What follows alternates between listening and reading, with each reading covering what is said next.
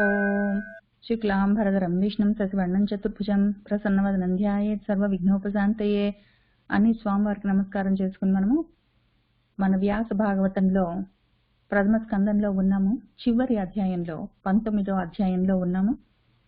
పోయిన వారం ఒక 5 శ్లోకాల వరకు చదువుకుంటూ అక్కడ ఆపాము. అక్కడి నుంచి చదువుకుంటూ ముందుకు వెళ్దాం.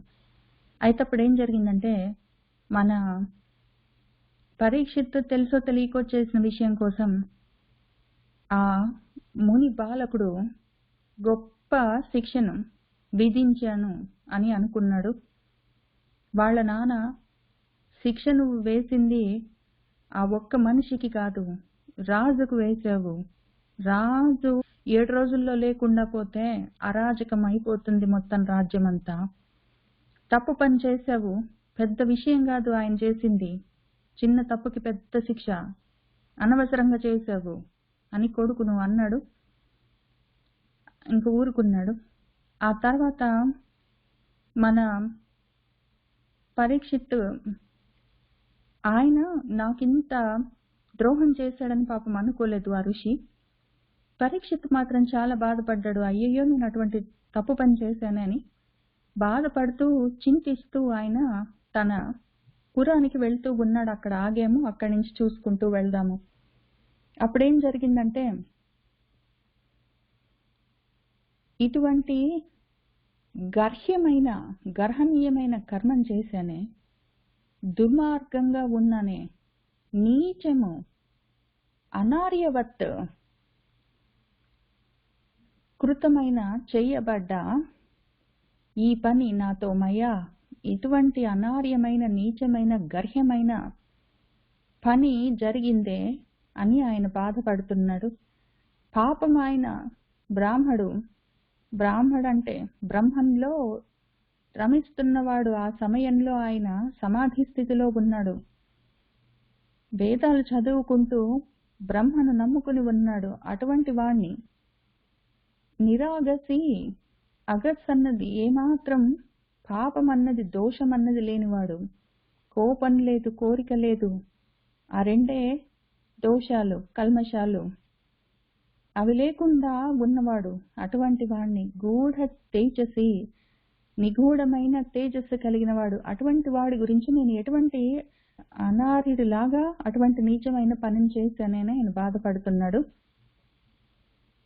అయితే ఆయన బ్రాహ్మడు కాబట్టి, పాపాలు లేవు కాబట్టి, అయ్యో ఇటువంటి పని చేశాను నేను అని ఆయన బాధపడట్లేదు. అసలు చేసిన పనికి బాధపడుతున్నాడు.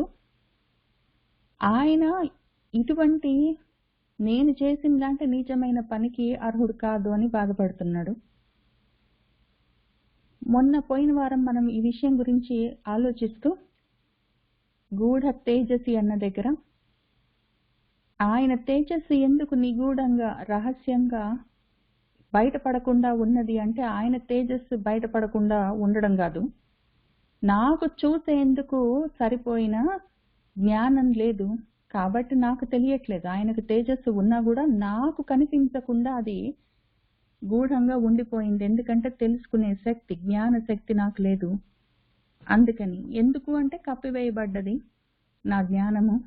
ఎట్లా కప్పివేయబడ్డది అంటే, ఈ అగస్సులతో, కోరికలు, కోపాలతో, ఆశలతో, వాటితో, రజోతమో గుణాలతో నా జ్ఞానం కప్పివేయబడితే, ఒకవేళ ఆయనలో అంత తేజస్సున్నా కూడా తెలుసుకునే శక్తి నాకు ఉండదు, చూసే జ్ఞానపు చక్షు ఉండదు కాబట్టి అని అంతవరకు పోయిన వారం చెప్పుకున్నాం. దాన్ని పెంచి ఈ బ్రహ్మంతో కలుపుకొని చూసుకుందాము.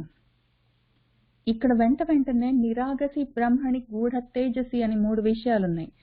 ఇవి మనము అక్కడ కూర్చున్న ఆ ముని గురించి మాట్లాడుకుంటున్నాం. పరీక్షిత్ మహారాజు అక్కడికి వెళ్ళి ఆ మునికి ఆయన యొక్క మెడలో ఈ పామునేసి వచ్చాడు కదా, ఆ ముని గురించి ఈ నిరాగసి, బ్రహ్మణి, గూఢ తేజసి అని చూసుకున్నాము.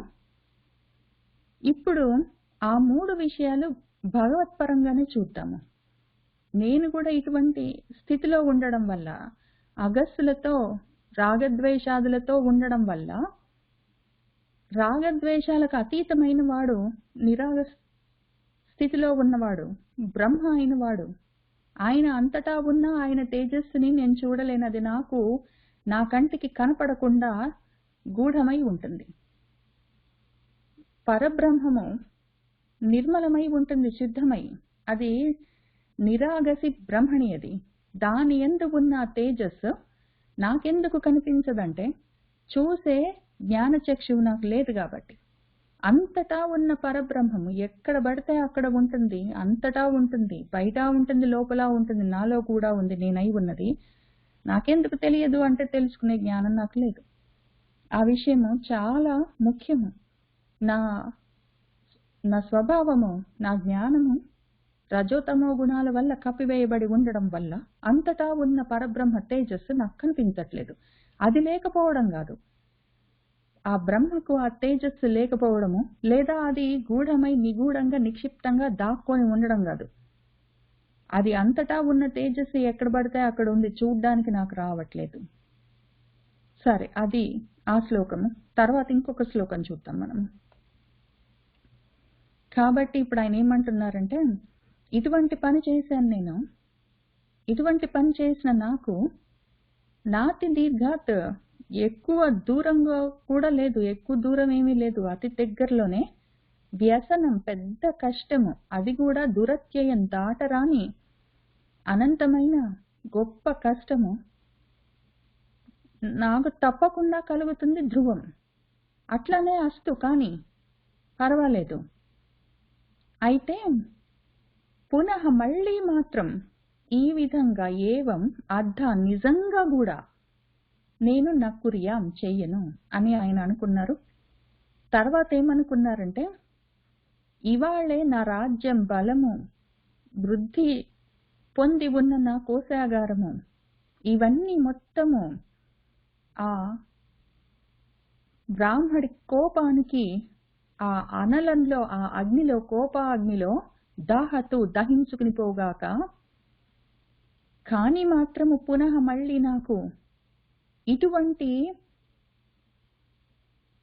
అభద్రుడికి, నాకు ఈ అభద్రులకు కలిగే అభద్రకరమైన పాపీయసి ధీహి పాపిష్టి బుద్ధి ఇంకా మళ్ళీ నా అభుత్ కలగకుండుగాక అని ఆయన అదే చెప్పుకుంటున్నాడు. పాపము, నావన్నీ పోతే పోని, నాకు పెద్ద కష్టం వస్తే వచ్చింది, అస్తు, కానీ ఇంకొకసారి ఇట్లా నేను చెయ్యను. నాకున్నవన్నీ పోతే పోయినాయి, పర్వాలేదు, కానీ ఇంకొకసారి నాకు ఇటువంటి ఆలోచన కలగకుండాలి అని ఆయన కోరుకుంటున్నాడు. పాపం, ఆ రకంగా చేస్తున్నవాడు ఆ విధంగా చింతయన్, చింతిస్తూ ఆలోచిస్తూ వెళ్తూ ఉన్నాడు. వెళ్తూ ఉంటే ఏం జరిగిందంటే, అప్పుడు ఆ మునేహ సుతః ఉక్తః, ముని సుతుడు, ముని యొక్క కొడుకు, ఆయన చేత చెప్పబడ్డ ఈ తక్షక ఆఖ్య నిర్వృతి, తక్షకుడన్న పేరుతో ఉన్న నిర్వృతి మరణము గురించి ఆయన అశృణోత్ విన్నాడు. యథా ఏ విధంగానైతే ఆయన ఆ మాటను విన్నాడో అప్పుడే ఆయన ఏమనుకున్నాడంటే, సాధు, మంచిది అనుకున్నాడు. ఆయన సహా మన పరీక్షిత్, మంచిది నాకు, ఇదిగో ప్రసక్తున్నై ఉన్నాను నేను, అక్కడ లేని ప్రసంగాలతోటి, సంఘాలతోటి, సాంగత్యాలతోటి, బంధాలతోటి ఉన్నాను. అటువంటి నాకు తక్షకుడి యొక్క అనలము, విషము నచిరేణ, అచిర కాలంలోనే విరక్తి కారణమది. ఈ తక్షకుడి అనలము, తక్షకుడి విషము, ఆ తక్షకుడి యొక్క విషాగ్నులు నాకు విరక్తి కారణము, అది కూడా తొందరలో 7 రోజుల్లో, చాలా మంచిది అని ఆయన అనుకున్నాడు. ఇంకా అప్పుడేం జరిగిందంటే, ఇంకా అక్కడి నుంచి ఆయన విహాయ ఇయం అముం చ లోకం విమర్శితౌ హేయతయా పురస్తాత్ కృష్ణాంఘ్రి సేవాం అధిమన్యమానః ఉపావిశత్ ప్రాయం అమర్త్య నద్యాం. ఇంకా ఆయన ఏం చేశాడంటే, పురస్తాత్, ఎదురుగా ఉన్న, అముం లోకం, ఈ లోకము, ఇమం లోకం, ఈ లోకము, అముం లోకం, పరలోకం. ఇమం అంటే ఇది, అముం అంటే అది. ఈ లోకం ఆ లోకం రెండిటి గురించి, ఎదురు ఉన్న వాటి గురించి ఆయన విమర్శించుకున్నాడు. విమర్శించుకుని హేయతయ్యా అవి తక్కువ రకమని నిర్ణయించుకున్నాడు. ఇంకా వాటిని విహాయ వదిలిపెట్టి, ఆయనకి ఈ లోకం వద్దు పరలోకం వద్దు రెండొద్దు అనుకున్నాడు ఆయన. ఈ లోకం వద్దు, ఈ ప్రపంచము, ఏదో స్వర్గాది లోకాలు కూడా వద్దు మనకు ఇహము వద్దు, అముత్రము వద్దు, రెండు వద్దు, అవి తక్కువ రకము, అవి హేయము. హేయం అంటే నీచము.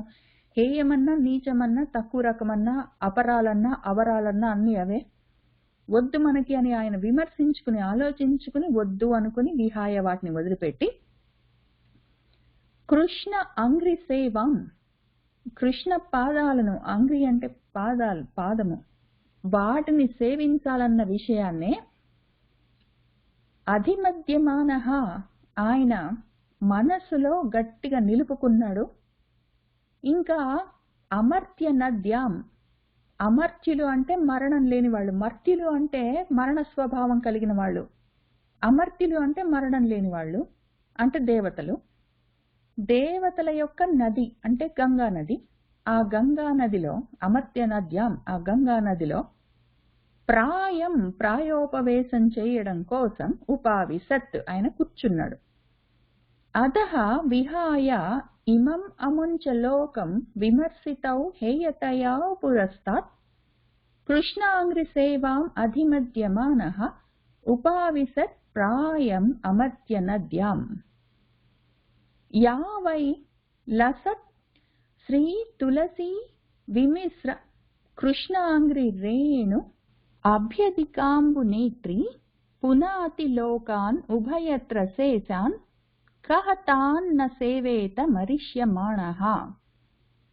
యా ఏదైతే లసత్ ప్రకాశిస్తున్న శ్రీ తులసీ విమిశ్ర, తులసీ దళములతో మిశ్రమమై కలిసి ఉన్న, కూడి ఉన్న కృష్ణ అంగ్రి రేణువులు, కృష్ణ పాదాల యొక్క పాద రేణువులతో, పాద రజస్సుతో కూడా కలిసి ఉన్నదైన, అభ్యధిక ఎంతో గొప్పదైన, అంబునేత్రి నీళ్లతో కూడి ఉన్నది,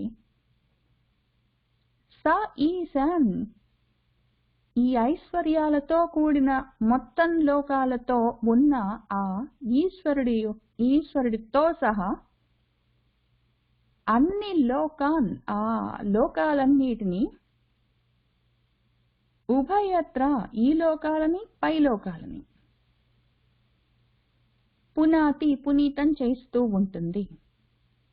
అటువంటి ఆ గంగానదిని మరిష్యమాణః మరణ స్వభావం కలిగిన వాడు, మరణించే స్వభావం ఉన్నవాడు మర్త్యుడు, కహ ఎవడు, తాం ఆ గంగా నదిని న సేవేత ఎవరు సేవించరు, శ్రీ తులసీదళ దామములతో కృష్ణపాద రేణువులతో కూడినదై గొప్ప నీళ్లతో ఉన్న ఆ గంగా నది ఈ లోకాన్ని పైలోకాన్ని, ఇహాన్ని పరాన్ని పునీతం చేస్తూ ఉన్నది.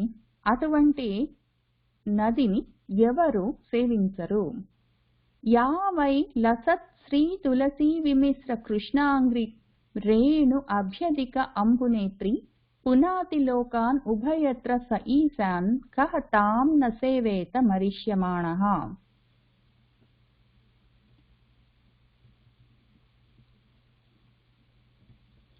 इति व्यवच्छित्य सः पाण्डवेयः प्रायोपवेशं प्रति विष्णुपद्यां दध्यौ मुकुन्द अंग्रि अनन्यभावः मुनिव्रतः मुक्त समस्त संगः.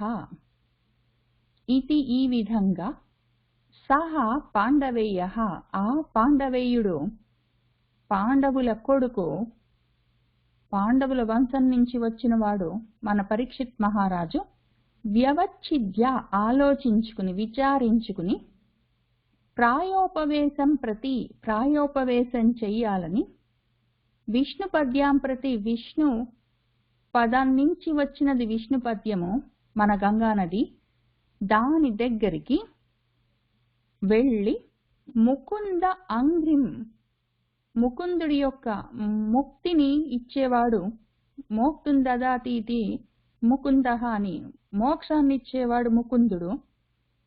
ఆయన పాదాలనే అనన్య భావంతో పట్టుకున్నవాడై మునివ్రత, మునివ్రతం మౌనవ్రతంలో ఉన్నవాడై, మునివ్రతుడు అంటే మౌనవ్రతంలో ఉన్నవాడై ముక్త సమస్త సంగ, మొత్తం సంఘాలన్నింటినీ, అన్ని రకాల బంధాలను, సమస్త సంఘాలను, సమస్త బంధాలను ముక్తం వదిలిపెట్టిన వాడై ఆ ముకుందుడి యొక్క పాదాలను ఆయన మనసులో అనన్య భావంతో, అన్యం ఇంకా వేరేది లేదు నాకు మోక్షం కావాలి అన్న ఒక్కటే ఆలోచనతో ఆయన అదే ధ్యాసతో దాన్ని దధ్యౌ ధ్యానం చేయడం మొదలుపెట్టాడు. మౌనవ్రతంలో కూర్చున్నాడు, ప్రాయోపవేశం చేస్తున్నాడు.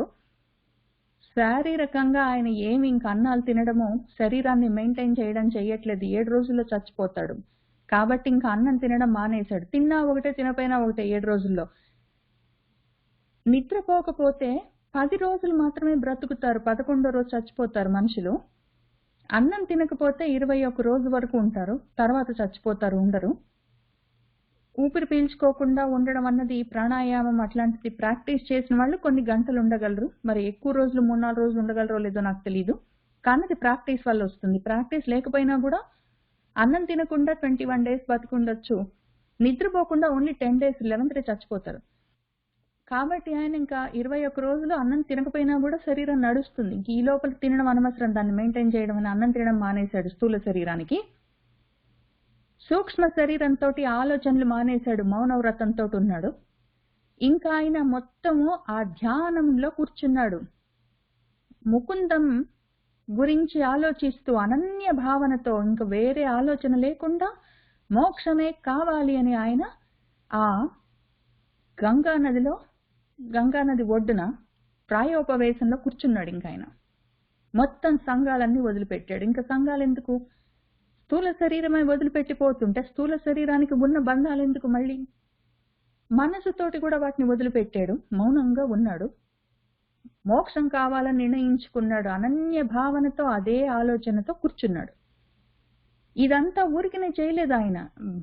ఎందుకు చచ్చిపోతానని కోపంతో, దిగులుతోటి, దుఃఖంతో, బాధతోటి కాదు, ఆలోచించుకుని, వ్యవచ్ఛిద్య ఆలోచించుకుని, జాగ్రత్తగా విచారించుకుని ఏం కావాలి అని ఇంకా ఆ నిర్ణయంతో వెళ్ళి అక్కడ కూర్చున్నాడు ఆయన. ఇది వ్యవచ్ఛిద్య సహ పాండవేయ ప్రాయోపవేశం ప్రతి విష్ణుపద్యాం దధ్యౌ ముకుంద అంఘ్రిం అనన్య భావ మునివ్రత ముక్త సమస్త సంగ.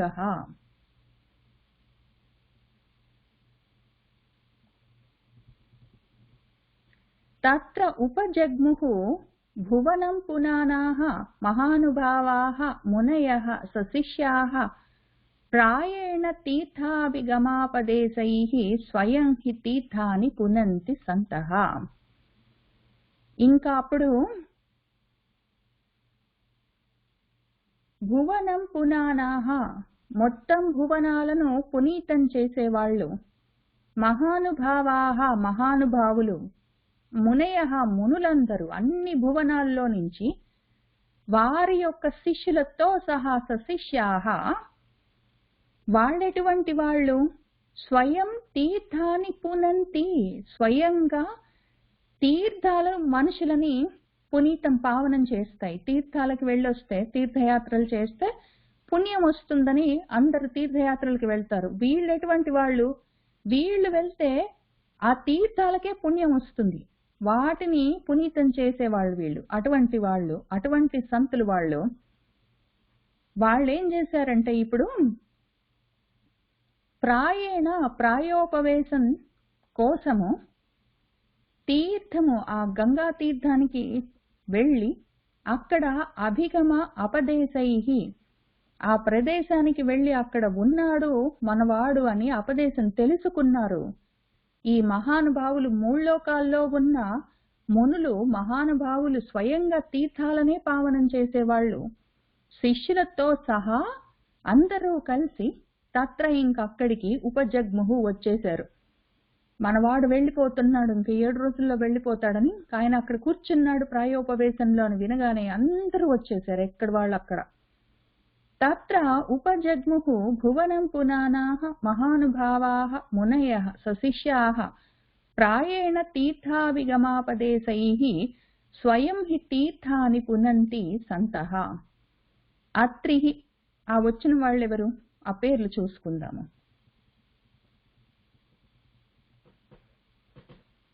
అత్రిః వసిష్ఠః చ్యవనః శరద్వాన్ అరిష్టనేమిః భృగుః అంగిరాः చ పరాశరः గాధిసుతः అధత్ రామः ఉతజ్యః ఇంద్రప్రమథ ఇద్మవాహౌ మేధాతిథిః దేవళः ఆశ్నిషేణः భారద్వాజः గౌతమः పిప్పళాదः మైత్రేయः ఔర్వः కవశः కుంభయోనిः ద్వైపాయనः భగవాన్ నారదः చ అన్యే చ దేవర్షి బ్రహ్మర్షివర్యాः రాజర్షివర్యాः అరుణాదయः చ నానార్షేయ ప్రవరాన్ సమేతాన్ అభ్యర్చ్య రాజా శిరసా వవందే.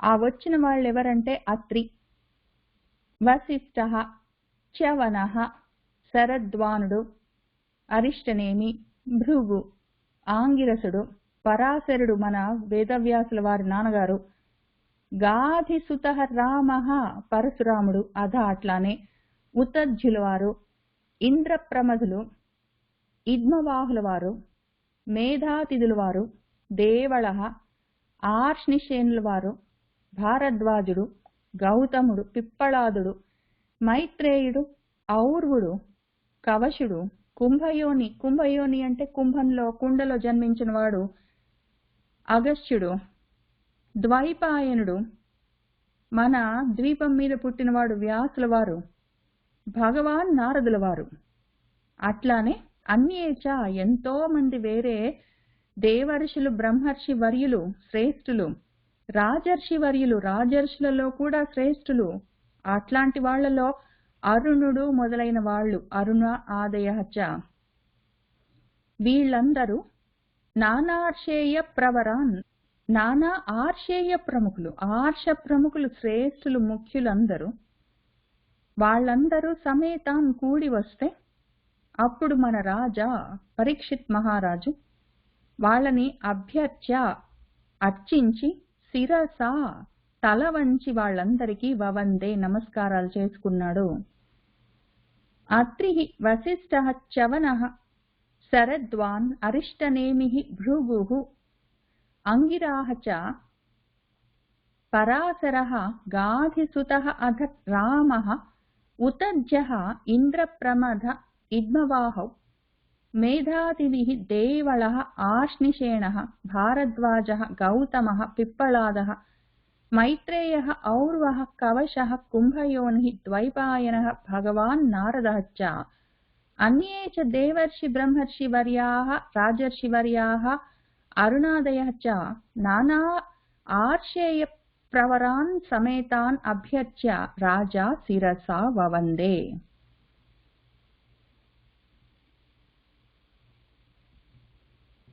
అప్పుడేం జరిగిందంటే, సుఖోపవిష్టేషు అధత్తేషు భూయః కృత ప్రణామః స్వచికీర్షితం యత్ విజ్ఞాపయామాస వివిక్తచేతాః ఉపస్థితః అగ్రే అభిగృహీత పాణిః. ఇంకప్పుడు భూయః మళ్ళీ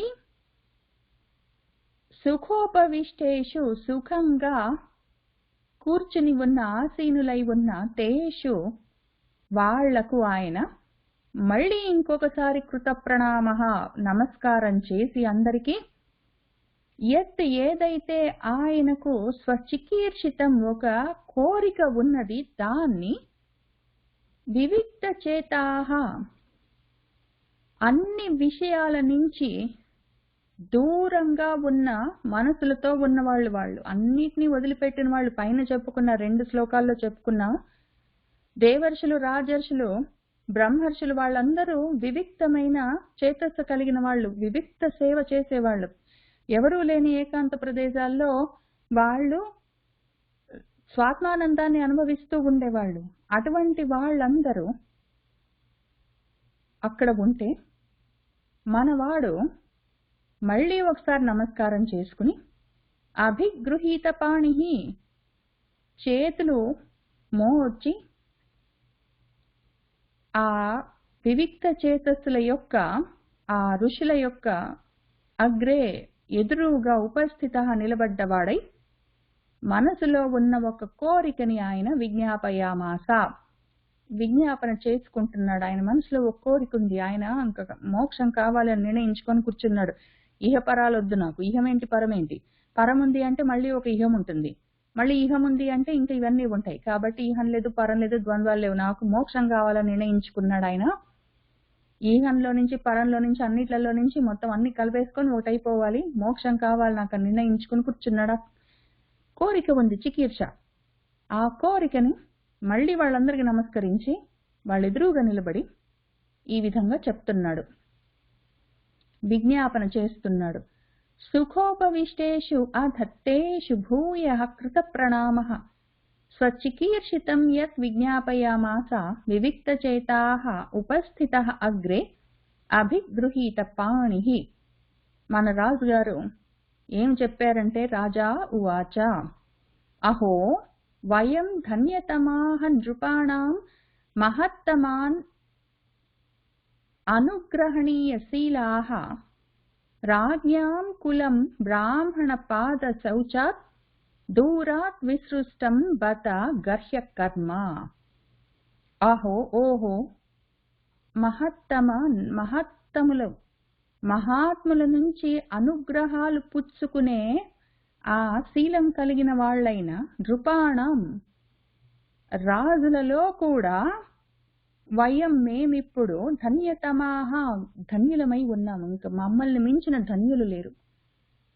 రాజులు అనుగ్రహణీయశీలులు, అటువంటి వాళ్ళందరిలో కంటే అసలు రాజులే గొప్పవాళ్ళు. రాజుల్లో కూడా మీలాంటి గొప్ప వాళ్ళ యొక్క అనుగ్రహ పాత్రులైన వాళ్ళు, మహత్తమానుగ్రహణీయశీలులు, మీ వంటి వారి యొక్క అనుగ్రహానికి పాత్రులైన వాళ్ళు ఉంటారు. వాళ్ళందరూ ధన్యులు. వాళ్ళందరిలో కూడా ఇప్పుడు నేను ధన్యుణ్ణయ్యాను. కాబట్టి ఆ రకంగా ఉన్న మేము అని నేను అని మాట్లాడుకుంటున్నాడు ఆయన. రాజ్ఞాం కులం, రాజుల కులంలో ఏవైనా గర్హ్య కర్మలుంటే, గర్హించ తగిన తక్కువ రకం నీచమైన కర్మలు ఉంటే కూడా బ్రాహ్మణ పాద శౌచాత్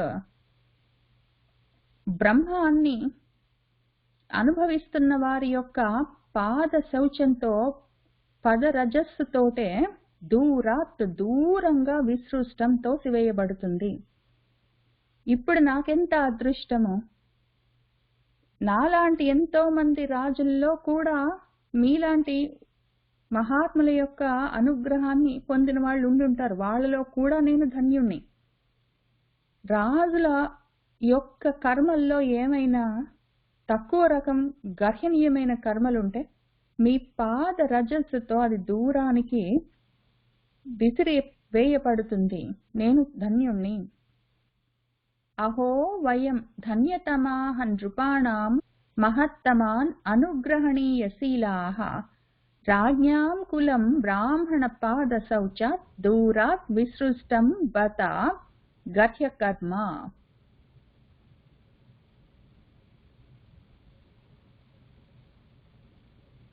తస్య ఏవ మే అఘస్య పరావరేశః వ్యాసక్తచిత్తస్య గృహేషు అభీక్ష్ణం నిర్వేదమూలః ద్విజశాపరూపః యత్ర ప్రసక్తః భయం ఆశు ధత్తే. తస్య ఆ యొక్క అఘస్య ఈ పాపాలు చేస్తూ ఉన్నవాడి యొక్క పాపాలేమి, కోరికలతో కోపాలతో ఉండడం, పాపమైన వేటాడటం అన్న కోరికతో దప్పికొచ్చింది, దానివల్ల కోపం వచ్చింది, ఆ కోపాలతో ఆ రకంగా అఘములతో ఉన్నాడు. ఆ సమయంలో ఆయన మనసు తల్లడిల్లిపోయింది పాపము. పైగా వ్యాసక్త చిత్తస్య వ్యాసంగాలతోటి, సంఘాలతోటి, బంధాలతోటి, నాది, నేను, రాజును, రాజ్యం, ప్రజలు, పిల్లలు అని వాటితోటే కూడుకున్న సంఘాలతో కూడుకున్న చిత్తంతో మనసుతో ఉన్నవాడి యొక్క గృహేషు, గృహము అంటే గ్రహించేది, గృహం అంటే మనం ఇల్లు అనుకుంటాం, కరెక్టే, కానీ అది ఒకటే అర్థము. ఇంకా చాలా అర్థాలు ఏదైనా చెప్పుకోవచ్చు. గృహం అన్న దానికి అర్థం గ్రహించి ఉంచేది అని అర్థం, పట్టుకొని ఉండేది అని అర్థం. మన ఇంట్లో మన వస్తువులన్నీ ఉంటాయి, వస్తువులన్నిటిని అది గ్రహించి అక్కడ ఉంచుతుంది మన కోసము, మనం వాడుకోవడానికి వీలుగా. కాబట్టి మన ఇల్లును గృహం అంటాము. అట్లానే మన శరీరం కూడా గృహం, ఎందుకంటే అందులో మొత్తం ఇంద్రియాలని, వాటిని వీటిని, ఆలోచనలన్నిటినీ, రక్తాన్ని, మాంసాన్ని, ఏది కావాలంటే అది ధరించి అక్కడ గ్రహించి పట్టుకుని ఉంటుంది, పుచ్చుకుని. కాబట్టి అటువంటి వాటి మీద పైగా నా మనసును పట్టుకున్న వాళ్ళు ఉంటారు కదా, నా కూతురు నా మనసును పట్టుకుంది అనుకోండి, అప్పుడు అది నాకు గృహం అవుతుంది, ఎందుకంటే నా మనసును గ్రహించింది కాబట్టి. ఆ రకంగా గృహము అంటే ఏదైనా సరే బంధం, నా మనసును ఏది పట్టుకున్నదో, ఏది తగులుకున్నదో అది గృహం. అటువంటి అన్ని రకాల గృహాలు, భార్య, భర్త, ఇల్లు, పిలుకున, వస్తువులు, రాజ్యము, భోగాలు, వైభోగాలు ఏవైనా సరే, వాటిలో అభీక్ష, ఈ ఇచ్ఛ, కోరికలు ఉన్నవాడి యొక్క నా యొక్క నాకు ఇవాళ ఏం జరిగిందంటే ఒక మంచి జరిగింది. నాకు జరిగిన మంచి ఏమంటే పరావరేశ, పరము అవరము. పరం అంటే శ్రేష్టము, అవరం అంటే తక్కువ రకము. పరము అవరం అంటే ఇహం అనుకుంటాం, ఇహపరాల్లాగా పరావరము. వాటన్నిటికీ ఈశ్వరుడైన వాడు, పరానికి అవరానికి మొత్తం అంతటికీ ఈశ్వరుడైన వాడు పరావరేశుడు ఇవాళ పనిగట్టుకొని ద్విజ శాప రూప, బ్రాహ్మడి శాపమన్న రూపంలో నాకు నిర్వేద మూలమయ్యాడు. నాకు అది కావాలి, ఇది కావాలి అన్న ఆశలు, కాంక్షలు లేకుండా నిర్వేదము, వైరాగ్యము, విరక్తి కలగడానికి మూల కారణమయ్యాడు. భగవంతుడే పనిగట్టుకొని వాళ్ళు వచ్చి పాపం వీడు వీటిలో నుంచి బయటపడట్లేదని ఆలోచించుకుని ఆయనే ఈ అగములతో, కోరికలతో, కోపాలతో ఉన్నాడే వీడు, ఆ గృహాలు పట్టుకొని వాటిలోనే ఆశలన్నీ పెంచుకొని ఉన్నాడే, వ్యాసక్తులతో వాడి చిత్తమంతా అనురక్తంతో నిండి ఉన్నదే, తగులుకుని ఉన్నదే, వీణ్ణెట్లా బయటపడేద్దామని ఆలోచించుకుని ఆ పరావరేశుడే ఈ శాప రూపంలో వచ్చి నాకు ఈ విరక్తి కారణమయ్యాడు ఆయన. ఏదైతే యత్ర ఇంకా ఇంత జరిగిన తర్వాత నాకు జరిగిన మంగళం ఏమంటే ప్రసక్తులతో, ఆసక్తులతో, ఆసక్తి అంటే ఆశాంతం శక్తి, శక్తి అంటే సంఘం, ఆశాంతం శక్తి ఉండడము ఆసక్తి, అందులో కూడా ప్రకృష్టం, ఇంకా గొప్పగా అన్నిటి మీద సాంగత్యాలు, ఆశలు, బంధాలుంటే అది ప్రసక్తి. అటువంటి ప్రసక్తులతో ఉన్న నాకు ఇప్పుడేం జరిగింది? భయం అన్నది, భయం అంటే ఏమి? భయం అంటే ఒకటే అర్థం మనకు, మన జ్ఞాన మార్గంలో భయం అంటే ఒకటే ఒక భయము, మృత్యువు. అది మోక్షంతో విడిపోతుంది. కాబట్టి ఇప్పుడేం జరిగింది? ప్రసక్తులతో ఉన్న వాళ్ళకి భయం ఒకటి ఉంటుంది చావు గురించి, ప్రసక్తి లేని వాళ్ళకి ఆసక్తి లేదు, వాళ్ళు అసక్తులై ఉన్నారంటే వాళ్ళకి భయం ఉండదు. భయం లేకపోవడం, అభయంతో ఉండడమే జ్ఞానం. జ్ఞానం కలిగింది అంటే భయం పోతుంది, అది ఆటోమేటిక్ సిస్టమ్. జ్ఞానం ఎక్కడుంటుందో ఆ భయం అక్కడ ఉంటుంది. ఆ భయం లేదు, ఉత్త భయమే ఉంది. ఎందుకు అంటే ప్రసక్తులు ఉంటాయి కాబట్టి. ఇప్పుడు ప్రసక్తులతో ఉన్న నాకు ఈ భయాలు కూడా ఉండేవి, కానీ ఇప్పుడు నిర్వేదం కలిగింది. దానివల్ల ఆశ వెంటనే ధత్తే అది దూరంగా వెళ్ళిపోయింది, ఇంక లేదు నాకు. ఆయనే వచ్చి ఆ ద్విజుడి యొక్క శాపమన్న రూపంలో ఆ నెపంతో నాలో ఈ నిర్వేదాన్ని కలిగించాడు, దానికి మూల కారణమయ్యాడు ఆయన. ఇప్పుడు ప్రసక్తులతో ఉన్న వాళ్ళకి భయాలు ఏమైనా ఉంటాయి, నాకు లేవు, ప్రసక్తులు వదిలిపెట్టాను. కాబట్టి నేను సొంతంగా వదిలిపెట్టుకునేవాడిని కాదు, అంత దూరం నా మనసు ఆలోచించలేదు. ఇప్పుడు అవకాశం కలిగింది, వెంటనే నాకు ఆ భయం పోయింది. తస్య ఏవ మే అఘస్య పరావరేశః వ్యాసక్త చిత్తస్య గృహేషు అభీక్ష్ణం నిర్వేదమూలః ద్విజశాపరూపః యత్ర ప్రసక్తః భయం ఆశుధత్తే.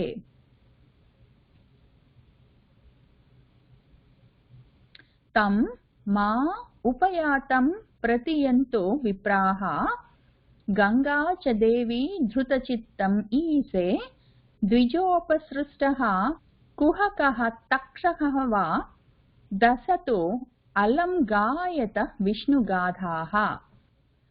తం మా ఉపయాతం ప్రతియంతు విప్రాః గంగా చ దేవి ధృతచిత్తమీశే ద్విజోపసృష్టః కుహకః తక్షకః వా దశతు అలం గాయతః విష్ణుగాథాః. ఆయన ఏమంటున్నారంటే, ఈశే ధృత చిత్తం, ఈశ్వరుడి మీద ధృతితో మనసుని ధరించి ఉంచిన తం వాణ్ణి, అటువంటి మా నన్ను, ఓ విప్రాహ విప్రులారా, ఉపయాతం మీ దగ్గరికి వచ్చిన నన్ను, ప్రతియంతు మీ దగ్గరికి తీసుకుందురుగాక, చ అట్లానే గంగాదేవి కూడా భగవంతుడి మీదే చిత్తమంతా పెట్టుకుని ఉన్న నన్ను, ఆమె దగ్గరికి వచ్చిన నన్ను, ఉపయాతం అయి ఉన్న తం ఆ యొక్క నన్ను, ప్రతియంతు ఆ గంగాదేవి కూడా నన్ను దగ్గరికి తీసుకునుగాక. ఏదో ఒకటి ద్విజోపసృష్ట, ఉపసృష్టం అంటే వదలబడ్డ, ద్విజుడి చేత, ఆ బ్రాహ్మడి చేత వదలబడ్డది.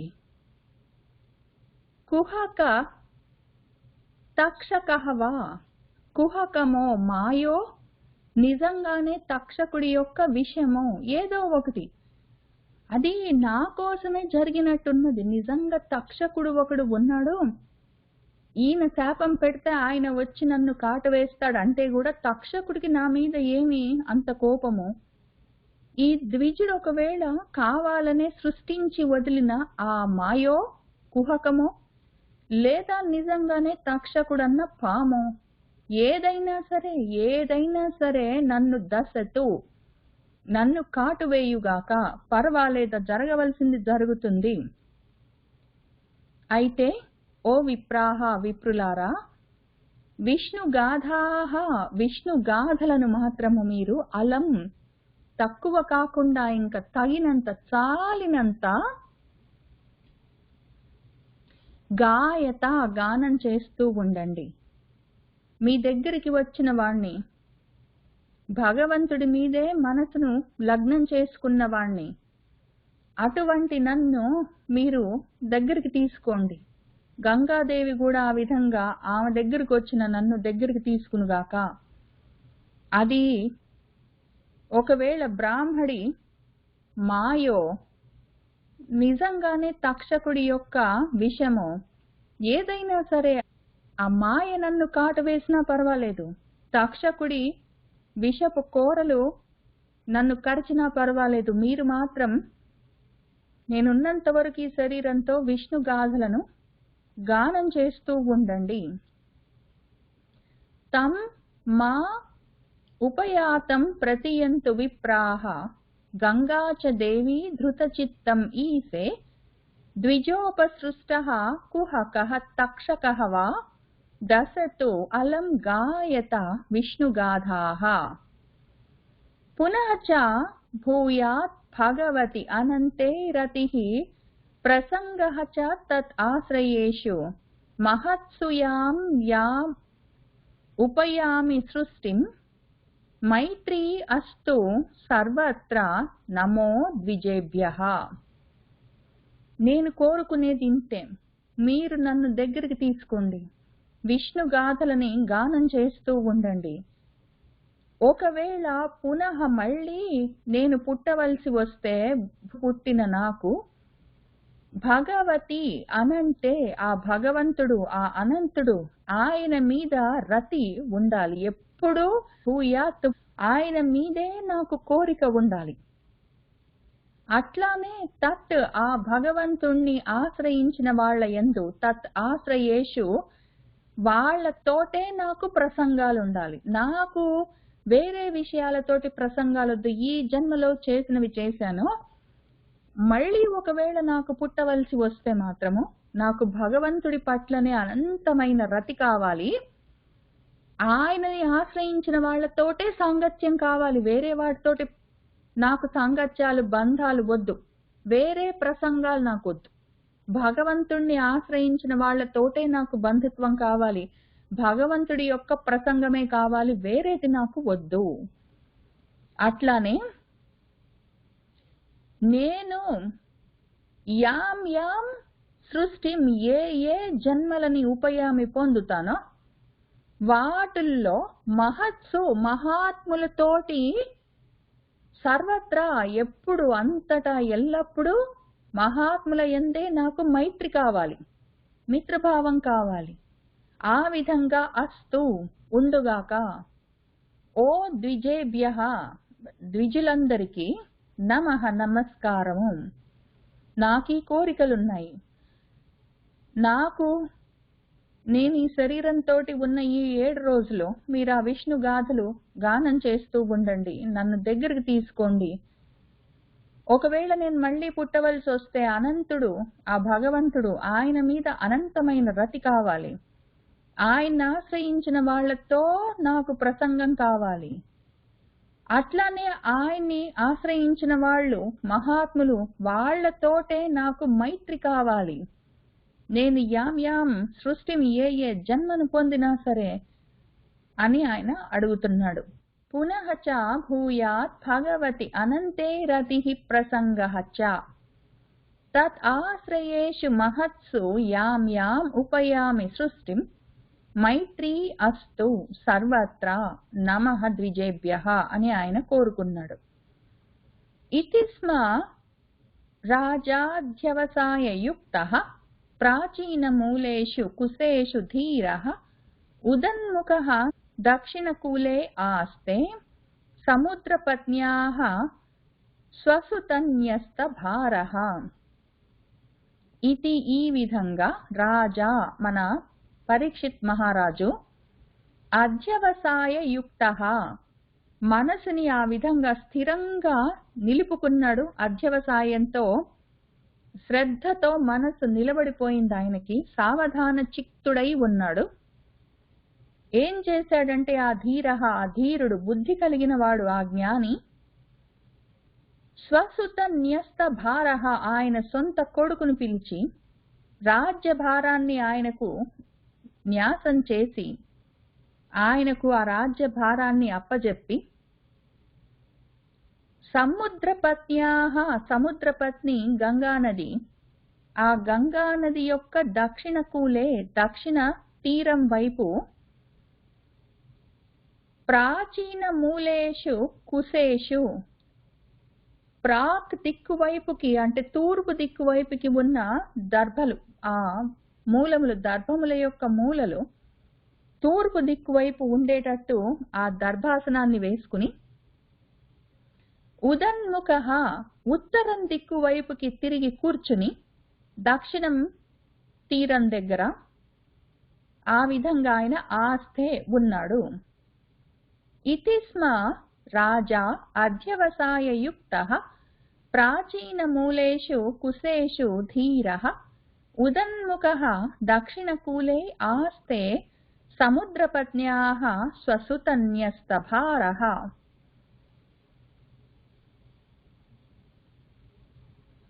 ఏవం చ తస్మిన్ నరదేవదేవే ప్రాయోపవిష్టే దివి దేవసంఘాః ప్రసస్య భూమౌ వ్యకిరన్ ప్రసూనైః ముదా ముహుః దుందుభయశ్చ నేదుః. ఏవం ఈ విధంగా ఆ నరదేవదేవే తస్మిన్ ఆ యొక్క నరదేవుడు ప్రాయోపవిష్టంలో కూర్చుని ఉంటే దివిలో ఆకాశంలోని దేవ సంఘాలు దేవతల గణాలు సమూహాలన్నీ గొప్పగా ప్రశంసించేయి, గొప్పగా ప్రస్తుతించేయి. ఈయన ఆ విధంగా ప్రాయోపవిష్టం చేసి ప్రాయోపవేశంలో కూర్చుంటే, అట్లానే ఆకాశంలో నుంచి దివిలో నుంచి భూమిపైకి ప్రసూనాలు కుసుమాలు పూల వానలన్నీ కురిశాయి వ్యకిరన్. అట్లానే ముదా సంతోషంతో ఆకాశంలో ముహుహు మళ్ళీ మళ్ళీ దుందుభయహచ దుందుబులన్నీ నేదుహు మ్రోగుతున్నాయి. ఆయన ఆ విధంగా గంగా యొక్క దక్షిణ తీరంలో కూర్చుని ఉత్తరం వైపు ముఖంతో ఉన్నవాడై, తూర్పు వైపు ఉన్న దర్భల కోసలు తూర్పు వైపు ఉండేటట్టు దర్భాసనం వేసుకుని ఆ విధంగా కూర్చుని ఉంటే ఆయన ప్రాయోపవిష్టుడై మోక్షం కావాలన్న ఉద్దేశంతో, ఒకవేళ ఈ జన్మలో 7 రోజుల్లో మోక్షం రాకపోతే మళ్ళీ మళ్ళీ జన్మించవలసి వస్తే నాకు భగవంతుడి యందే మనసుండాలి, ఆయనతోటే ప్రసక్తి ఉండాలి, ఆయన గురించిన ప్రసక్తులే ఉండాలి, ఆయన గురించి ఆలోచనలు ఉన్న వాళ్లతోటే నాకు సాంగత్యాలు ఉండాలి, వాళ్లతోటి నాకు మైత్రి ఉండాలని ఇటువంటివి కోరుకుని ఆయన అక్కడ కూర్చుంటే, దేవతల ఆకాశంలో నుండి గొప్పగా ప్రశంసిస్తున్నారు. ఆకాశంలో నుంచి దివి నుండి పూలవానులన్నీ కురుస్తున్నాయి, దేవ దుందుగులన్నీ మ్రోగుతున్నాయి మళ్ళీ మళ్ళీ. ఏవంచ తస్మిన్ నరదేవ దేవే ప్రాయోపవిష్టై దివి దేవ సంఘాః ప్రశస్య భూమౌ వ్యకిరన్ ప్రసూనైః ముదా ముహుః దుందుభయః చ నేదుః. మహర్షయః వై సముపాగతాః యై ప్రశస్య సాధు ఇతి అనుమోదమానాః ఊచుః ప్రజానుగ్రహశీలసారాః యత్ ఉత్తమ శ్లోక గుణాభిరూపం. ఇంకా అక్కడే ఉన్న మహర్షులు ఏం చేస్తున్నారంటే, ఎవరైతే అక్కడ అన్ని లోకాల నుంచి శిష్యగణాలతో సహా సముపాగతాహ వచ్చిన వాళ్ళై ఉన్నారో వాళ్ళందరూ కూడా అనుమోదమానాహ ఆమోదంతో కూడిన మనసులతో ఉన్న వాళ్ళై, సాధు మంచిది మంచిది అని ఇతి ప్రశంసిస్తూ ఉన్నారు. పైగా వాళ్ళు ప్రజానుగ్రహశీలసారాః ప్రజా అనుగ్రహమే, ప్రజలను అనుగ్రహించడమే శీలంగా, అదే సారంగా ఉన్నవాళ్ళు. ఇప్పుడు ఏదైతే ఉత్తమ శ్లోక గుణాభిరూపమై ఉన్నాడో పరీక్షిత్, ఉత్తమ శ్లోకుడు గొప్పగా శ్లాఘించవలసిన వాడు, గొప్పగా శ్లాఘనీయమైన గుణాలతో కూడి ఉన్నవాడు మనవాడు. ఉత్తమమైన శ్లోకం అంటే శ్లాఘనీయమైన గుణాలతో అభిరూపము రూపు ధరించి కూర్చున్నాడా అన్నట్టు ఉన్నవాడు మన పరీక్షిత్. ఆయనతో అనుగ్రహించడమే శీలంగా కలిగిన వాళ్ళైన మన మహర్షులందరూ ఈ విధంగా ఊచుహు అంటూ ఉన్నారు. వాళ్ళు చాలా ఆమోదించారు, సాధు సాధు అని మెచ్చుకున్నారు. ఇప్పుడు మన పరీక్షిత్తుతో ఈ విధంగా మాట్లాడుతున్నారు. మహర్షయః వై సముపాగతాః యై ప్రశస్య సాధు ఇతి అనుమోదమానాః ఊచుః ప్రజానుగ్రహశీలసారాః యత్ ఉత్తమ శ్లోక గుణాభిరూపం. నవా ఇదం రాజర్షివర్య చిత్రం భవత్సు కృష్ణం సమనువ్రతేషు ఏ అధ్యాసనం రాజకిరీటజుష్టం సద్యః జహుః భగవత్ పార్శ్వకామాః. ఓ రాజర్షివర్య, రాజర్షులలో శ్రేష్ఠుడైన వాడా ఓ రాజర్షివర్య పరీక్షిత్, కృష్ణుణ్ణి సమనువ్రతేషు ఆయన్ని అనుసరించి అదే వ్రతంలాగా ఆ వ్రత పాలనని అనుష్ఠించిన వాళ్ళైన భవత్సు మీ యొక్క తాతలందరూ తండ్రులందరూ ఎవరైతే ఉన్నారో వాళ్ళందరూ రాజకిరీట జుష్టం, రాజుల యొక్క మిగిలిన రాజుల యొక్క కిరీటాలు ఎవరి పాదాలని తాకి ప్రకాశింపచేస్తున్నాయో అటువంటి అధ్యాసనం అధిష్టానం సింహాసనం, అధ్యాసనం అంటే సింహాసనం. మీ తాతలు వాళ్ళ సింహాసనాల మీద కూర్చుంటే మిగిలిన రాజుల యొక్క కిరీటాలు ఆ సింహాసనాన్ని ప్రకాశింపచేస్తున్నాయంటే మిగిలిన రాజులందరూ తల వంచి నమస్కారం చేస్తున్నారు అని అర్థం.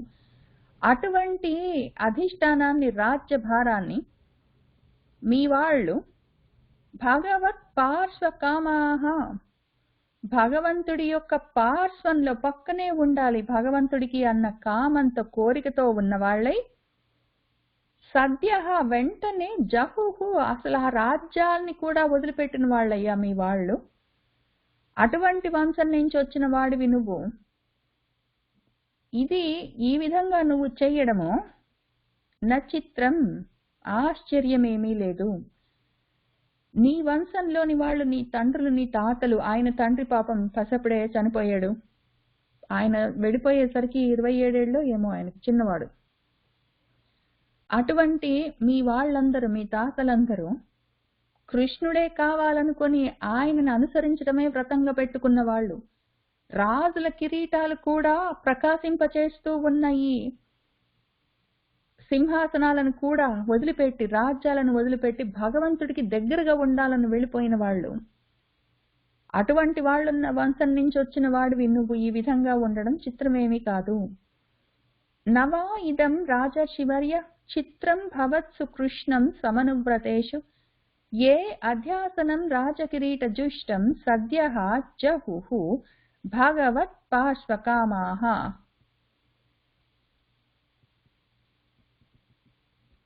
సర్వే వయం తావత్ ఇహ ఆస్మహే అద్య కళేవరం యావత్ అసౌ విహాయ లోకం పరం విరజస్కం విశోకం యాస్యతి అయం భాగవత ప్రధానః. కాబట్టి ఓ భాగవత ప్రధానః, భాగవతుల్లో కూడా ముఖ్యమైన వాడా, వాళ్ళందరిలోకి ముందుండేవాడా, అటువంటి భాగవతుల్లోనే ప్రధానమైన వాడా ఓ పరీక్షిత్ మహారాజా.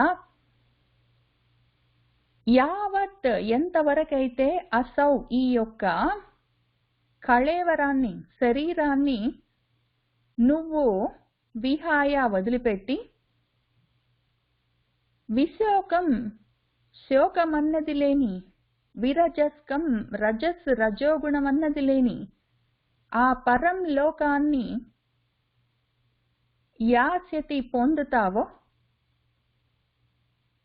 తావత్ అంతవరకు సర్వే వయం మేమందరము ఇక్కడే అద్య ఇప్పుడు ఆస్మహే ఉంటాము. ఓ భాగవత ప్రధానుడా, అయం ఈ శోక మోహాలు లేని, తమోరజో స్పర్శలు లేని ఆ పరలోకాన్ని నువ్వు చేరిందాకా, ఎంతవరకు నువ్వు ఈ శరీరంతో ఈ భూమి మీద ఇక్కడ ఉంటావో అంతదాకా, నువ్వు శరీరాన్ని వదిలిందాకా మేం కూడా ఇక్కడే ఉంటాము అని వాళ్ళు చెప్తున్నారు. ఎంతవరకు ఉంటారంటే, నువ్వు శరీరాన్ని వదిలిందాకా అంటే ఈ 7 రోజులు నువ్వు శరీరంతో ఉన్నంత వరకు, శరీరాన్ని వదిలిపెట్టినప్పుడు, శరీరాన్ని వదిలిపెట్టి నువ్వు ఆ పరలోకాన్ని చేరుకునేంత వరకు మేము ఇక్కడే ఉంటామని చెప్తున్నారు.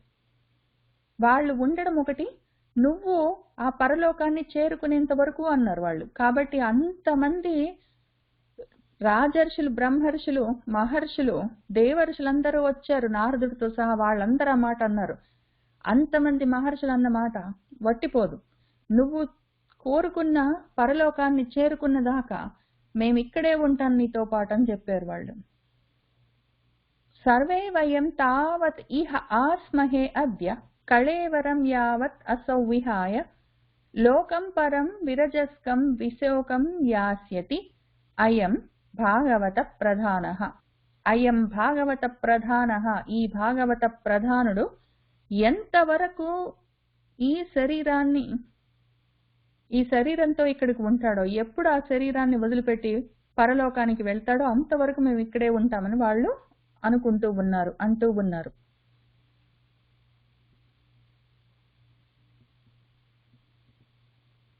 ఆశ్రుత్య తత్ ఋషిగణ వచః పరీక్షిత్ సమం మధుచ్యుత్ గురుచ అవ్యలీకం ఆభాషత ఏనాన్ అభినంద్య యుక్తాన్ శుశ్రూషమాణః చరితాని విష్ణోః.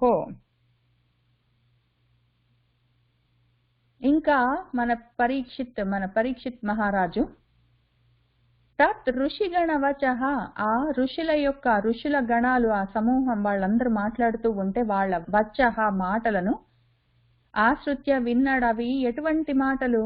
ఆ ఋషులు మాట్లాడుకుంటూ ఉన్న వచనాలు ఎటువంటివంటే సమం, సమస్థితిలో ఉన్నాయి, అసమంగా విషమంగా లేవు, సమంగా ఉన్నాయి, ద్వంద్వాలు లేకుండా ఉన్న మాటలవి. ఆ ద్వంద్వాతీతమైన ద్వంద్వరహితమైన సమమైన మాటలే కాదవి. మధుచ్యుత్, మధువులు కారుతున్నాయి. పైగా అవి గురు, గొప్ప మాటలవి, బరువైన మాటలు, వట్టిపోయే తేలిక మాటలు కాదు. పైగా వాటన్నిటితో పాటు ఆ మాటలు అవ్యలీకం. వ్యలీకం అంటే కప్పి ఉంచడం, దాగి ఉండడం, దాపరికంతో కూడి ఉండడం వ్యలీకం. అవ్యలీకం అంటే దాపరికం లేని అని అర్థం. దాపరికం లేని గురువైన బరువైన మధువులు కారుతున్న సమమైన ఆ ఋషి గణముల యొక్క వచనాలను మన పరీక్షిత్ ఆశ్రిత్య విని ఏనా వీళ్లను ఆయన అభినందించి శుశ్రూషమాణః, వినాలన్న కోరికతో ఉన్నవాడు. శుశ్రూష అంటే శ్రోతుమిచ్చ, వినాలన్న కోరిక. ఏమి వినాలన్న కోరికతో ఉన్నవాడు? విష్ణోః చరితాని, విష్ణువు యొక్క కథలను వినాలన్న కోరికతో ఉన్నవాడై ఆయన అభినంద్యయుక్తాన్, వాళ్ళని అభినందిస్తూ యుక్తితో యోగంతో కూర్చున్నవాడై వాళ్లతో ఈ విధంగా ఆయన ఆభాషత మాట్లాడుతూ ఉన్నాడు. ఆశ్రుత్య తత్ ఋషిగణవచః పరీక్షిత్ సమం మధుచ్యుత్ గురు చ అవ్యలీకం ఆభాషత ఏనాన్ అభినంద్య యుక్తాన్ శుశ్రూషమాణః చరితాని విష్ణోః. సమాగతాః సర్వతః ఏవ సర్వే వేదాః యథా మూర్తిధరాః త్రిపృష్టే నైహ అథ న అముత్ర చ కశ్చిత్ నార్థ ఋతే పరానుగ్రహం ఆత్మశీలం. ఆయన ఏమన్నాడంటే, సర్వే మీరందరూ సర్వతః అన్ని వైపుల నుంచి ఇక్కడికి సమాగతాః వచ్చిన వాళ్ళు ఎట్లా ఉన్నారండి అంటే, మీరందరు మహాత్ములు యథా ఏ విధంగానైతే త్రిపృష్టే ఆ బ్రహ్మలోకంలో మూర్తిధరాః మూర్తి రూపాలు ధరించి తిరుగుతున్న వేదాః యథా వేదాల్లాగా ఉన్నారు. బ్రహ్మలోకంలో మూర్తిమంతమై తిరుగుతూ ఉన్న వేదాల్లాగా మీరందరూ మూర్తిమంతులై కూడి అన్ని ప్రదేశాల నుంచి ఇక్కడికి వచ్చి కూర్చునున్నారు. రూపాలు తీసుకున్న వేదాల్లాగా ఉన్నారు. మీకు ఇహ ఇక్కడ కాని అధ లేదా అముత్రం పరంలో కాని, ఇహంలో కాని పరంలో కాని, ఇహ అముత్ర ఎక్కడైనా సరే మీకు కర్చన ఏమాత్రము అర్థమన్నది నా లేదు. మీకొకటి కావాలి, ఇది నాకు ఈ అర్థం కోసం, ఇది సాధించడం కోసం నేను ఈ పని చేస్తున్నానని మీకేమీ లేదు. ఈ లోకంలో గాని పరలోకంలో గాని ఒకటి కావాలి అని మీకు లేదు. అయితే మరెందుకు ఇట్లా చేస్తారు అంటే, ఎందుకు వచ్చారు మీరు అందరు, ఎక్కడెక్కడి వాళ్ళు అందరూ కూడి ఇక్కడికి ఎందుకు వచ్చారు? మూర్తి భవించిన వేదాల్లాగా ఉన్నారు, ఏదో బ్రహ్మలోకం నుంచి దిగొచ్చినట్టున్నారు. మొత్తం బ్రహ్మర్షులు, రాజర్షులు, మహర్షులు, దేవర్షులు ఎందుకు వచ్చారంటే, పరానుగ్రహం ఆత్మశీలం, పరులను అనుగ్రహించడమే మీ యొక్క స్వశీలమై ఉన్నది, స్వభావమై ఉన్నది. అది రుతే కాక వేరే అర్థమేమున్నది? మీకు వేరే పరమార్థమేమున్నది ఇంత దూరం నా కోసం రావడానికి? పరులని అనుగ్రహించడమే మీ శీలమై ఉన్నది, మీ స్వభావం. కాబట్టే మీరు ఆ స్వభావంతో ఉన్నవాళ్ళు కాబట్టే ఆ స్వరూపాలతో ఇక్కడికి వచ్చి ఉన్నారు అని ఆయన అంటున్నాడు. సమాగతాః సర్వతః ఏవ సర్వే వేదాః యథా మూర్తిధరాః త్రిపృష్ఠే నైహ అథన అముత్ర చ కశ్చన అర్థ రుతే పరానుగ్రహం ఆత్మశీలం తతః చ వహ పృచ్ఛ్యం ఇమం విపృచ్ఛే విసభ్య విప్రాహ ఇతి కృత్యతాయాం సర్వాత్మనా మ్రియమాణైః చ కృత్యం శుద్ధం చ తత్ర అమృతతాభియుక్తాః. కాబట్టి ఒక కోరిక కోరుతున్నాను విప్రులారా, ఓ విప్రాహ, తతః అందుకని, వహ మిమ్మల్ని, ఇమం ఈ యొక్క పృచ్ఛ్యం అడగవలసిన ప్రశ్నని విపృచ్ఛే అడుగుతున్నానండి. మ్రియమాణైః మరణమే లక్షణంగా ఉన్నవాళ్ళు, మృత్యువుతో కూడి ఉన్నవాళ్ళైనా సర్వాత్మన అందరికీ తత్ర ఈ విషయాల్లో అమృతతాభియుక్తాః అమృతము, అమృతమన్నా విమృశమన్నా విమర్శ అని అర్థం. ఆలోచించుకుని విమర్శించుకుని ఆ ఆలోచించిన విషయాన్ని విమర్శించి విచారించి చెప్పగలిగిన వాళ్ళై ఉన్నారు మీరు. ఆ విధంగా ఆలోచించిన వాళ్ళై విచారణ చేసి మరణమే లక్షణంగా ఉన్న ఎవరైనా సరే అందరూ కృత్యతాయాం చేయవలసిన పనుల్లోకి కూడా శుద్ధం వాళ్ళని పరిసిద్ధులను చేసే ఆ కృత్యం ఏమున్నదో మీరు దాన్ని జాగ్రత్తగా పరిశీలించి విశ్రభ్య నమ్మకంగా చెప్పండి.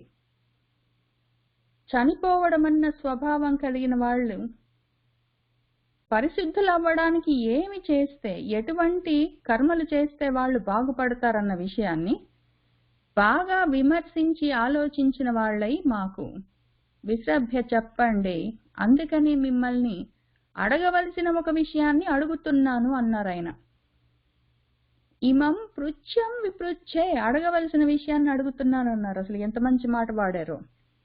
తతః చ వహ పృచ్ఛ్యం ఇమం విపృచ్ఛే విశ్రభ్య విప్రాహ ఇతి కృత్యతాయాం సర్వాత్మనా మ్రియమాణైః చ కృత్యం శుద్ధం చ తత్ర అమృతతాభియుక్తాః.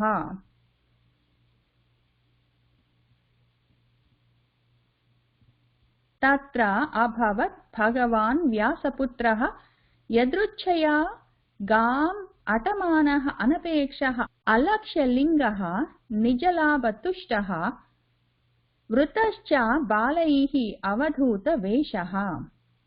ఆ విధంగా ఆయన అడగగానే తత్ర అక్కడ వ్యాసపుత్రః వ్యాసుడి కొడుకు భగవాన్ భగవంతుడు అభవత్ అక్కడ ఉన్నాడు.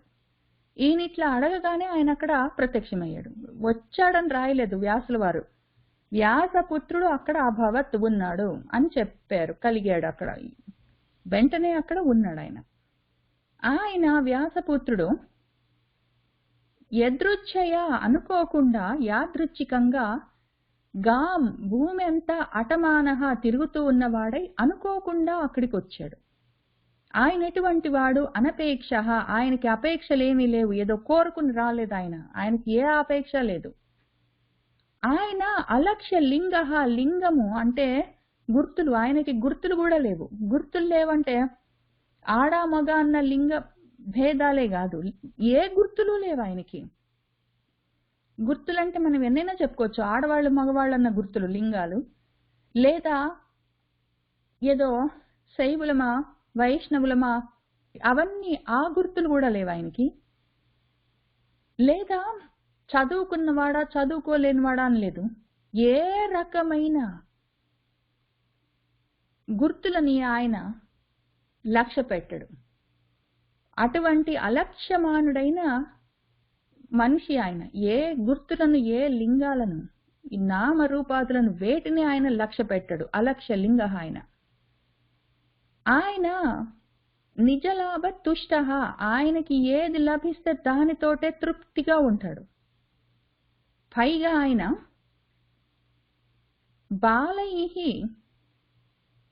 బాలకులందరి చేత వృతశ్చ చుట్టూ మూగి ఉన్నవాడై ఉన్నాడు. బాలులందరూ ఆయన చుట్టూ ఉన్నారు. ఆయన అవధూత వేష, అవధూత వేషంలో ఉన్నారు. ఇంతవరకైతే మనకు అర్థమైంది కదా. అలక్ష్య లింగ అంటే లింగాలని, గుర్తులని ఆయన లక్ష్య పెట్టడు. దొరికిన దాంతో తృప్తిగా ఉంటాడు. అపేక్షలు లేవు ఆయనకి. పిల్లలందరూ ఆయన్ని చుట్టిముట్టి ఉన్నారు. అవధూత వేషంలో ఉన్నాడు. ఇప్పుడు ఇందులో ఒకటి రెండు ముఖ్యంగా మనం లోతుగా చూసుకోవాలి. మనము పిల్లలందరి చేత ఆయన వృతమై ఉన్నాడు. ఆయన చుట్టూ పిల్లలు ఉన్నారంటే ఉండకేం చేస్తారు. ఆయన అందరినీ మించిన మహాజ్ఞాని. వాళ్ళ నాన్న వేదవ్యాసులే ఆయన గొప్ప జ్ఞాని అనుకుంటాము. వేదవ్యాసుడే నమస్కారం చేసేలాంటి జ్ఞాని ఈయన, మన శుకుల వారు. ఆయన సొంత కొడుకునే అంత గొప్పగా చెప్తాడు. ఆయన సొంత కొడుకు ఆయన్ని మించిన జ్ఞాని. కాబట్టి మిగిలిన వాళ్ళందరూ ఆయన కన్నా తక్కువ జ్ఞానంతో ఉన్నవాళ్లే. కాబట్టి ఆయన ముందు అందరూ బాలలే. ఆయన ముందు అందరూ జ్ఞానంలో ఆయనంత పరిణతి చెందిన వాళ్ళు ఎవరు లేరు. కాబట్టి ఆయన ముందు అందరూ బాలలే. వృద్ధులు అంటే జ్ఞానంలో వృద్ధి చెందిన వాళ్ళు, బాలలు అంటే జ్ఞానంలో ఇంకా అంతవరకు అంత జ్ఞానం లేని వాళ్ళని అర్థం. ఇప్పుడు అంత జ్ఞానం అంటే దేనితోటి కంపారిజన్? ఆయనతోటే కంపారిజన్. ఆయన ముందున్న జ్ఞానానికి మిగిలిన వాళ్ళు ఎవరికి అంత జ్ఞానం లేదు. కాబట్టి ఆయన చుట్టూ అందరు బాలలే ఉంటారు. పైగా ఆయన అవధూత వేష, వేషాలు మొత్తము రూపాలు, నామాలు, రూపాలు అన్నవే కదా వేషాలు. వేషం అంటే ఒక రూపము, దానికి ఒక పేరు, అది వేషము. ఆ వేషాలని ఆయన నామరూపాలని అవధూతం పక్కకు తోసేసినవాడు. నామరూపాలని పట్టించుకోడు, పక్కకు తోసాడు. ఎందుకు? నామరూపాలని తీసి చూస్తేనే లోపలున్న తత్వం తెలుస్తుంది. 4 చేతులతో ఉన్నాడు, శంఖ చక్ర గద పద్మాలని పట్టుకున్నాడు అంటే అది రూపము. ఆయన పేరు విష్ణువు అంటే అది నామము. నామము రూపము రెండు పెట్టుకుంటే లోపల ఉన్న తత్వం తెలియదు. అటువంటి పైన ఉన్న వేషాలన్నిటినీ ఆయన పక్కకు తోసేసి లోపలికి చూడగలిగిన వాడు. అటువంటి జ్ఞానం కలిగిన వాడు. కాబట్టి ఆయన ముందు అందరూ, ఆయన చుట్టుపక్కల ఉన్న వాళ్ళందరూ బాలలై ఉంటారు. ఆయన లింగాలను లక్ష్య పెట్టడు. ఎందుకు? మళ్ళీ ఈ వేషాలని పక్కకి తోసేసిన వాడు లింగాలను ఎందుకు గుర్తు పెడతాడు? పైగా ఇంకొక అందమేమి అంటే ఇక్కడ వేషాలని ఆయన పక్కకి తోసేసి అవధూత అయ్యాడు. నామరూపాలని ఆయన లక్ష్య పెట్టడు. అవి స్థూల శరీరానికి ఉండేవి. లింగ శరీరం అంటారు, సూక్ష్మ శరీరము. ఆ సూక్ష్మ శరీరాన్ని కూడా ఆయన లక్ష్య పెట్టాడు. స్థూల సూక్ష్మాలని రెండింటినీ ఆయన పట్టించుకోడు. ఆ స్థితిలో ఉన్నాడు. అటువంటి వాడు అక్కడ ప్రత్యక్షమయ్యాడు. తత్ర అభవత్ భగవాన్ వ్యాసపుత్రః యదృచ్ఛయా గాం అటమానః అనపేక్షః అలక్ష్యలింగః నిజలాభతుష్టః వృతః చ బాలైః అవధూతవేషః తం 28 వర్షం సుకుమారపాద కరోరు బాహు అంశ కపోల గాత్రం చారు ఆయతాక్ష ఉన్నస తుల్య కర్ణ శుభ్రూ ఆననం కంబు సుజాత కంఠం నిగూఢ చత్రుం పృథు తుంగ వక్ష సమావర్తనాభిం వలి వల్గు ఉదరంచ దిగంబరం వక్త్ర వికీర్ణ కేశం ప్రలంబ బాహుం స్వమరోత్తమాభం. ఇంకా ఆయన ఎట్లా ఉన్నాడంటే 28 వర్షం. అష్ట అంటే 8, ద్వి అంటే 2 సార్లు, 2 8 16 సంవత్సరాల వయసు.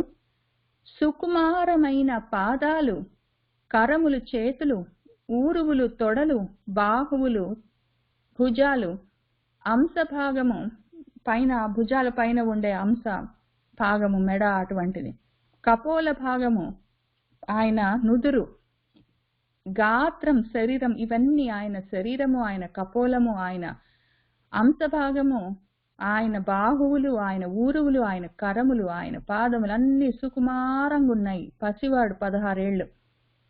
చారు అందమైన ఆయతమైన విశాలమైన అక్షములు, ఉన్నతమైన నాసిక ముక్కుతో ఉన్నాడు.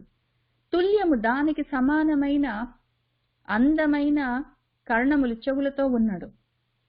శుభ్రూహు చక్కటి అందమైన భృకుటి, ఆననము అందమైన ముఖము, కంబు అందమైన సుజాతము చక్కగా తయారు చేసి ఉన్న కంఠము, కంబు కంఠము, పైగా నిగూఢ జత్రం పృథు గొప్పదైన విశాలమైన తుంగము, ఎత్తైన వక్షస్థలము, సమావర్తము గుండ్రంగా ఉన్న నాభి, వలి అందమైన వల్గు చాలా గొప్పగా ఉన్న ఉదరము, ఫ్లాట్ గా ఉండి అందంగా ఉన్న సదునుగా ఉన్న ఉదరము పొట్ట, దిగంబరము ఆయన వక్రము ముఖము, వికీర్ణము చెల్లాచెదురుగా పడ్డ కేశములతో జుట్టుతో ఉన్నది. ప్రలంబము బాగా పొడుగ్గా ఉండి వేలాడుతున్న బాహువులతో ఉన్నాడు. అమర ఉత్తమ ఆభం, అమరోత్తములలాగా ఉన్నాడు. ఆయన చూడ్డానికి దేవతోత్తములలాగా ఉన్నాడు. ఇంకా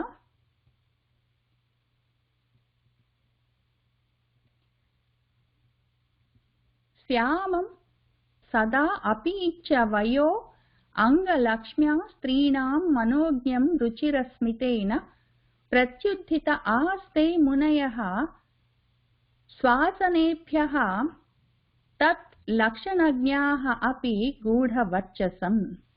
శ్యామం నల్లగా ఉన్నాడు. ఇక్కడ మనకు మహాభారతంలో చాలా మంది నల్లగా ఉండేవాళ్ళు ఉంటారు.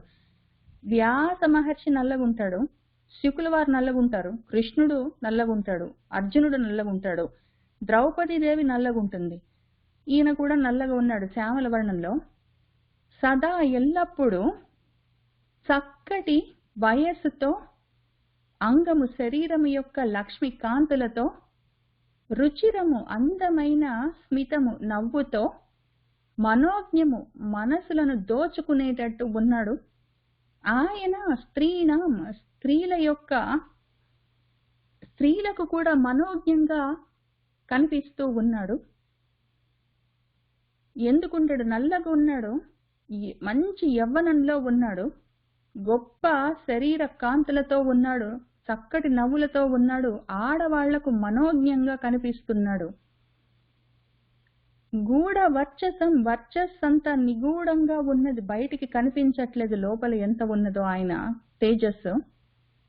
ఆ రకంగా గూఢ వర్చస్సుతో అపి ఉన్నా కూడా తత్ లక్షణజ్ఞాః, ఆ యొక్క లక్షణాలు తెలిసిన వాళ్ళు, మన మునయః మునులందరూ, స్వ ఆసనైభ్యః వాళ్ళ ఆసనాల్లో నుంచి, ప్రత్యుత్థితాః లేచారు. ఆ మునయః మునులందరూ లేచి ఆయనకు ఎదురేగుతున్నారు వీళ్ళందరూ. ఆ వచ్చిన వాడు ఏ విధంగా ఉన్నాడో ఒకసారి మళ్ళీ చూద్దాము. తం 28 వర్షం సుకుమార పాద కర ఊరు బాహు అంశ కపోల గాత్రం చారు ఆయత అక్ష ఉన్నస తుల్య కర్ణ శుభ్రూ ఆననం కంబు సుజాత కంఠం నిగూఢ జత్రం పృథుతుంగ వక్షసం ఆవర్తనాభిం వలివల్గు ఉదరంచ దిగంబరం వక్త్ర వికీర్ణ కేశం ప్రలంబ బాహుం అమరోత్తమాభం శ్యామం సదా అపీచ్చ వయో అంగలక్ష్మ్యా స్త్రీణాం మనోజ్ఞం రుచిరస్మితేన ప్రత్యుత్థితాః తై మునయః స్వ ఆసనేభ్యః తత్ లక్షణజ్ఞాః అపి గూఢవర్చసం. ఆయన వర్చస్సు నిగూఢంగా ఉన్నా కూడా ఆ లక్షణాలన్నిటినీ, పైనుంచి కింది దాకా చెప్పిన ఈ లక్షణాలన్నిటినీ చూసుకుని ఆయన ఎటువంటి వాడు అని తెలుసుకోగలిగిన ఆ జ్ఞానం కలిగిన వాళ్ళు, ఆ మునులు, వాళ్ళ ఆసనాల్లో నుంచి లేచారు. ఆయన వచ్చినప్పుడు ఆయన పసివాడు, వయసు పరంగా 16 ఏళ్లే అయినా కూడా ఈ లక్షణాలే మళ్ళీ మనకు రామచంద్రమూర్తి గురించి కూడా చెప్తారు. కొన్ని ముఖ్యమైన లక్షణాలుంటాయి. అవి చెప్తూ ఉంటారు.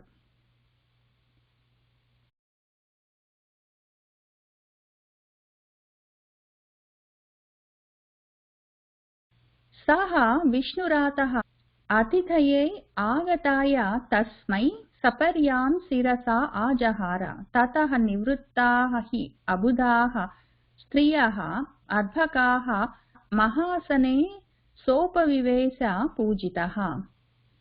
సహ విష్ణురాతః ఆ విష్ణురాతుల వారు, విష్ణువు చేత రక్షింపబడినవాడు మన పరీక్షిత్ మహారాజు.